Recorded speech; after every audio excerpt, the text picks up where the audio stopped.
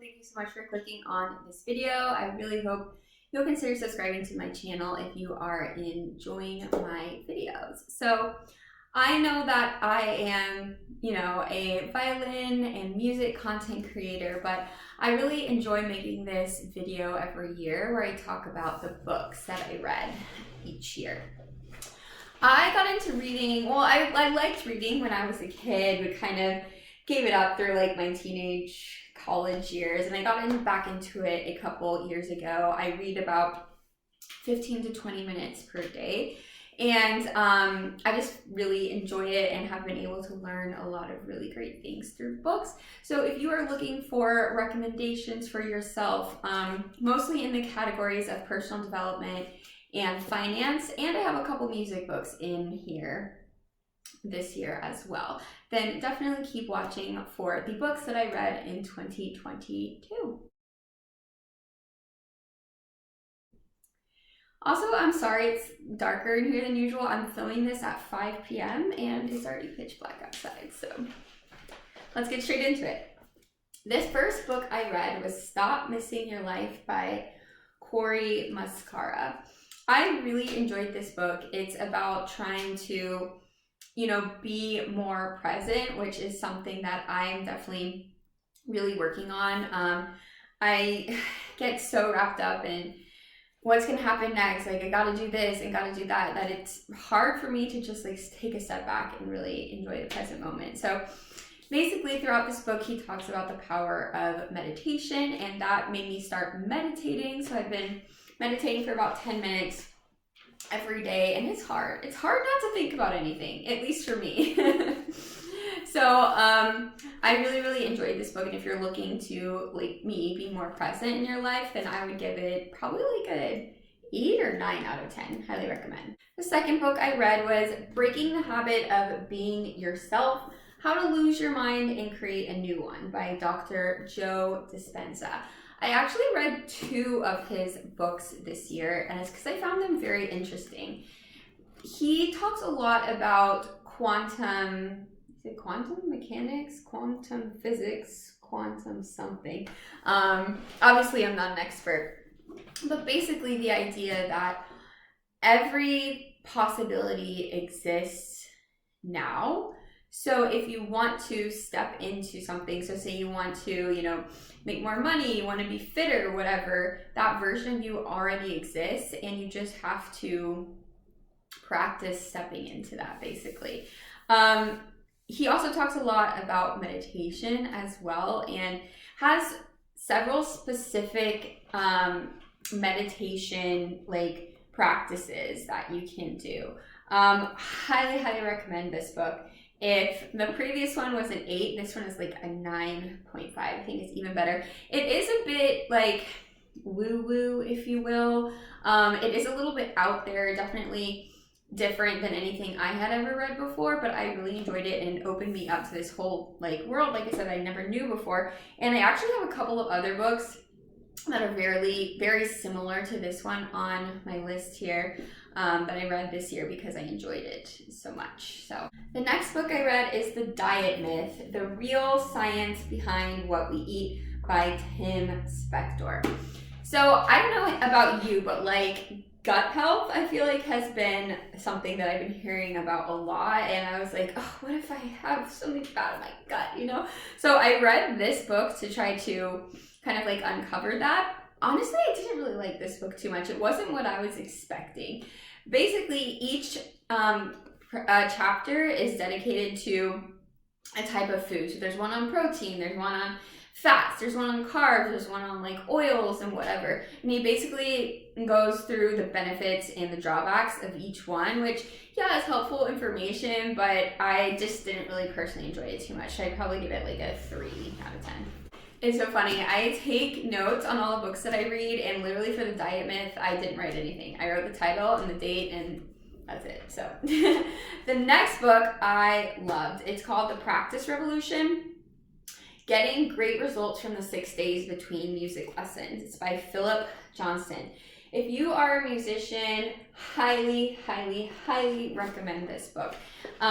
He goes through just so many different practice strategies, and it is geared towards teachers and how like your instructions like aren't always super clear for the student. So one thing that I remember he says, like, as a teacher, you'll say like, oh, work on your intonation, but like, what does that even mean? Like, how are you going to do that? How many times are you going to do that?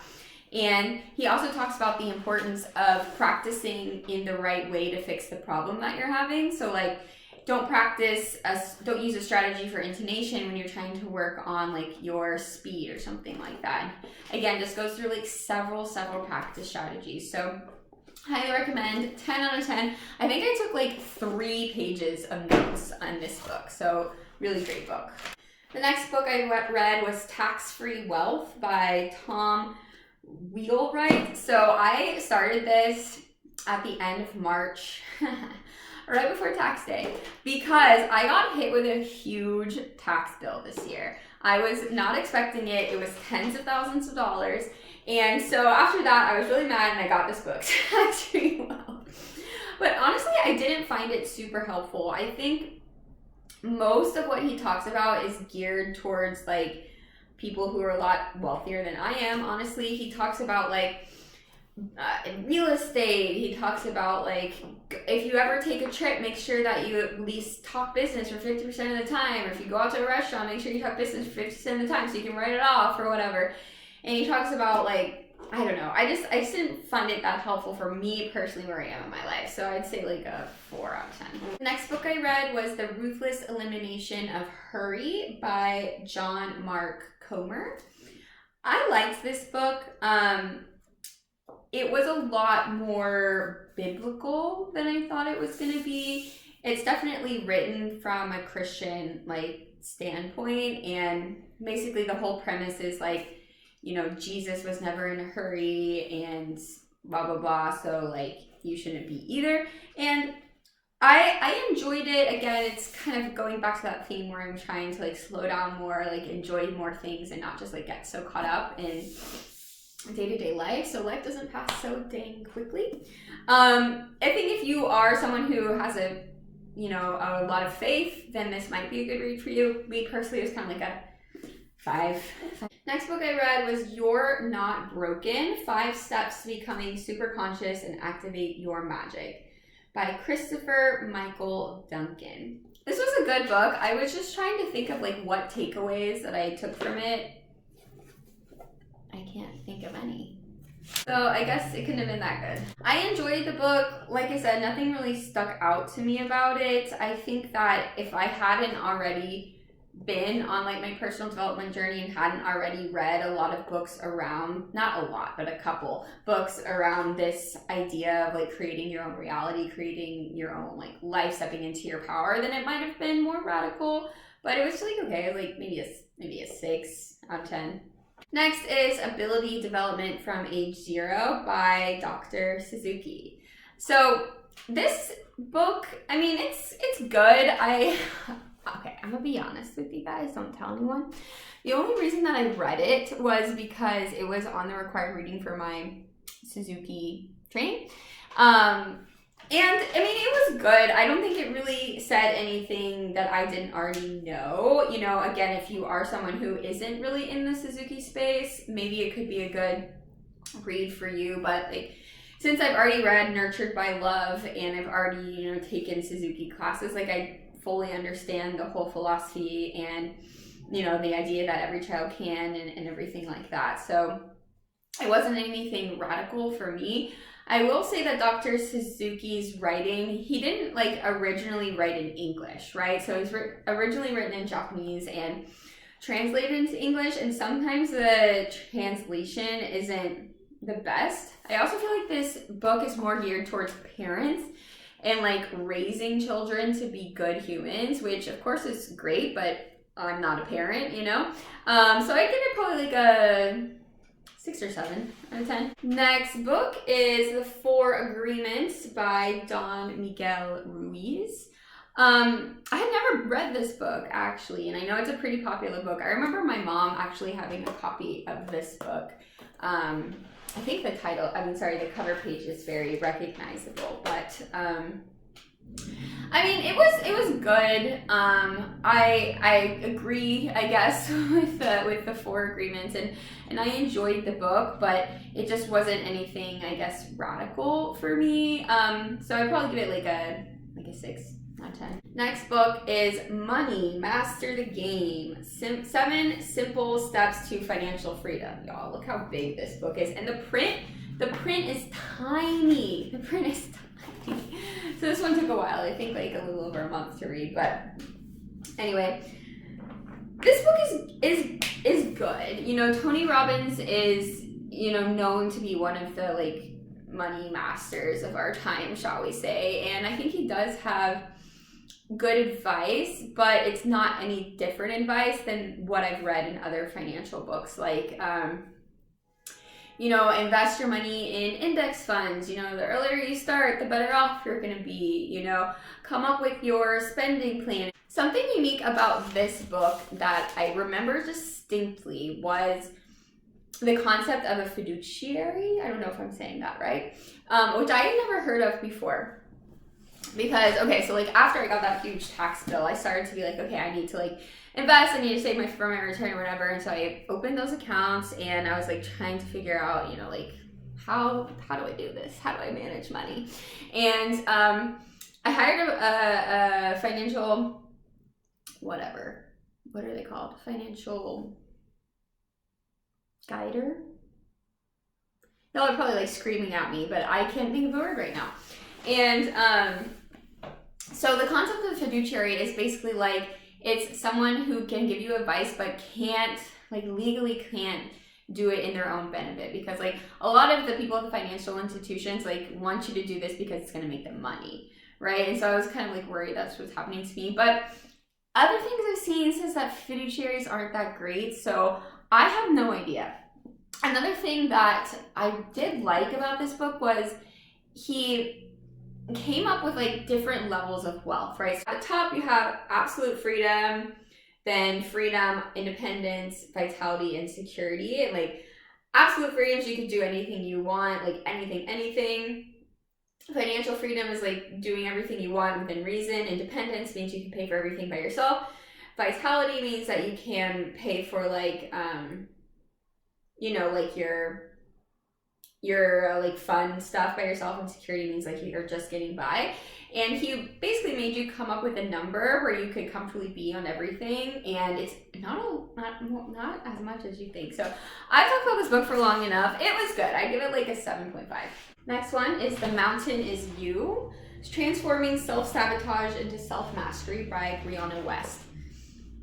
I love this book. I feel like I'm someone who definitely self-sabotages a lot, and I read this book at a point in my life where I was in the middle of self-sabotaging.